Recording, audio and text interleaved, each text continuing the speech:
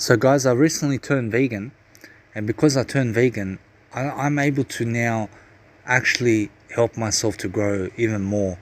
And because I'm actually vegan, I'm actually eating soy products, I'm eating fiber, I'm eating minerals, I'm getting all the minerals and vitamins I need.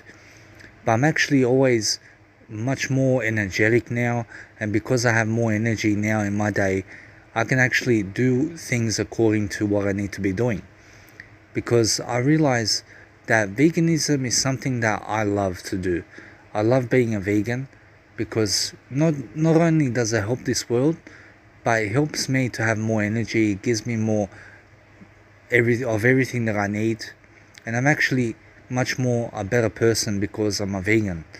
I feel much better. I'm doing much better, and I can just say it's worth it, guys. So if you ever become a vegan in your life, you can actually start doing things much more. You can start pushing yourself much more, and you can understand your energy levels, because there's a difference between how you eat when you're eating meat and when you're eating vegan. And when you have vegan food, you start feeling the energy levels and where it's coming from, and then you start feeling much more vibrant, and you start feeling much better about yourself.